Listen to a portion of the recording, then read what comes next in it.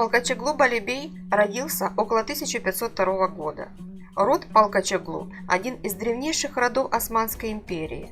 Из поколения в поколение мужчины, принадлежащие к нему, становились видными воинами или политическими деятелями. Мать Балибея – дочь султана Баязида II и сестра султана Селима Грозного. Малкачеглу Балибей и султан Сулейман Великолепный были двоюродными братьями. У парня с детства было все. Он получил прекрасное образование и уже в 18 лет был санджакбеем Семендира. Это город нынешней Сербии, который в то время входил во владение Османской империи.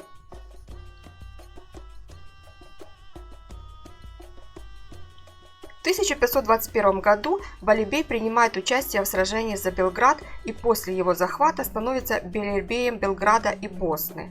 После покорения Белграда он принимает участие в битве при Мохаче, где привлекает внимание султана Сулеймана и получает его распоряжение скоординировать строительство понтонного моста. Это грандиозное сражение произошло в августе 1526 года на территории Южной Венгрии на правом берегу Дуная между армией короля Венгрии Лаиша II и армией Османской империи. Армия короля Лаиша II потерпела сокрушительное поражение. Отступая, венгерский король утонул, а его солдаты пали под ударами Османской гвардии. В результате этой битвы территория Венгрии перешла под полный контроль Османской империи.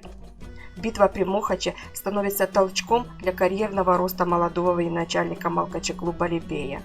Он назначается командиром правого крыла Османской армии и вторым бейлербеем Будапешта. Впоследствии Балибей переезжает в столицу и активно участвует в дворцовой жизни. Он становится хранителем султанских покоев, а позже входит в диван, став одним из визирей империи.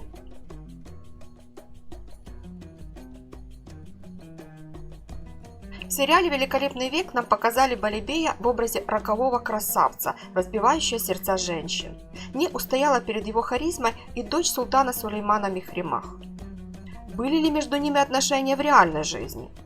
Нет, никакие любовные отношения их связывать не могли. Во-первых, Балибей был женат. Он сочетался браком еще в 1522 году со своей двоюродной сестрой, внучкой султана Баязида II, имя которой в истории не сохранилось. Развод с султаншей был практически невозможен и приравнивался к государственной измене. Да и не было причин разводиться, супруги жили в любви и согласии и воспитывали сына. Во-вторых, Хюррем Султан имела свои планы на дочь, которую хотела выдать замуж за человека статусного и влиятельного, а главное – ей подвластного. Таким человеком был Рустем Паша, верный слуга и соратник во всех замыслах великой хасики Хюррем Султан.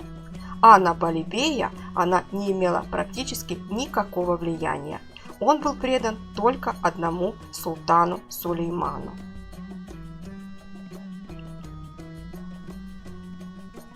К сожалению, пока не найдено ни одного документа, проливающего свет на отношения Балибея и Ибрагима Паши. Впервые они познакомились при захвате Белграда.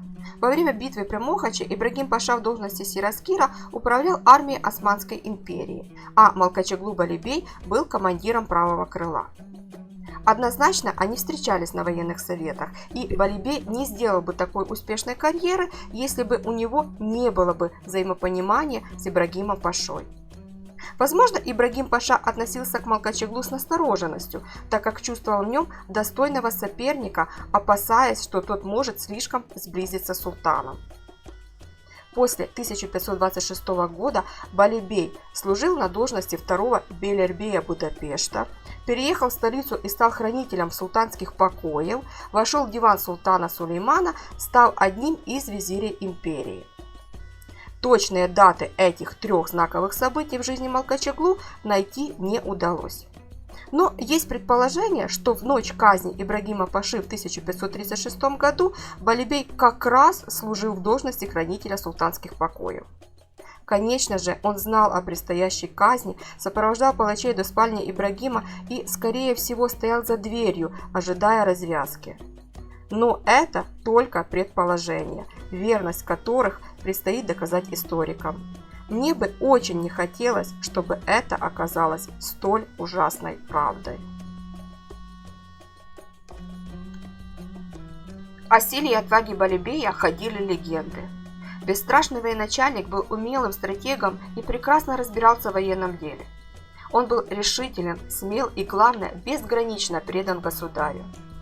Балибей никогда не плел интриг при дворе и не стремился к повышению. Единственным своим долгом он считал служение османской династии. Малкачоглу Балибей умер в 1548 году, причина смерти осталась неизвестной. Похоронен в городе Бурса во дворе мечети, названной его именем.